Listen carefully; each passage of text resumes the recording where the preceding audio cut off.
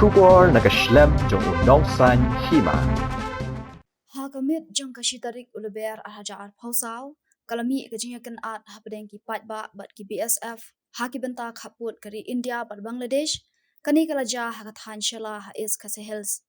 ha ukurwo khobor matakasngi ki BSF ki laong bakani kajingakan at kalami Hadien baki sipai BSF ki lalet ban up ketem lupa hakati kajaka Hadien baki labna baka don kajing shalan tu ikashini bat piat sha Bangladesh hak baki lalap bagi don ki brio ki bamut ban shalan tu ya ki mar sha Bangladesh dak baki la don ru ki brio ki bala ap lupa haki phang ka Bangladesh ban shim kini ki mar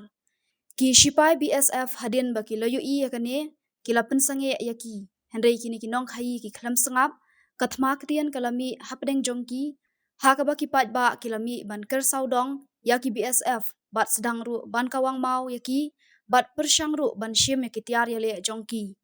ki sipai BSF ki la persyang ban penting ki patba dak basei dak ki tiar siat hendai ki patba ki khlam sange bat ki la bom ya ki dak ki kenjanar bat ki ding bat kawang mau ya ki hak balai ngut ki la Mynsaw bat uwe ula Mynsaw na ki benta shilang ka khmat jong u bat lara no ya u shilong ban yo I ka jing sumar ki sipai BSF ki le thuru bakila persyang ban siat shasun ban penprai ki patba hendai ki patba kimdon jingting ai ruem hagani ke jinga khun la ya thu ba uwe na ki de ki Nongkhaïi ula kalon yap bat uwe pat ubade na Bangladesh ula Mynsaw ki BSF ki la ong baka Jingthombor tu ya kashini upiat masi bat kakiat kajur bha hakini ki jaka khaput une ubayap ude unong megalia ubade na kate ka thanhi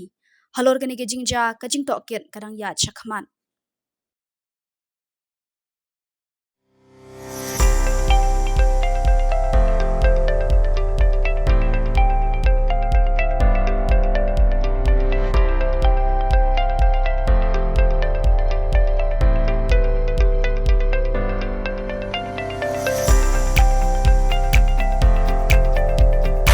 Citizen first is our motto.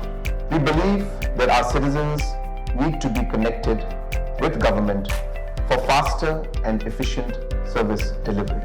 I am happy to announce that we are coming up with a dedicated CM helpline call center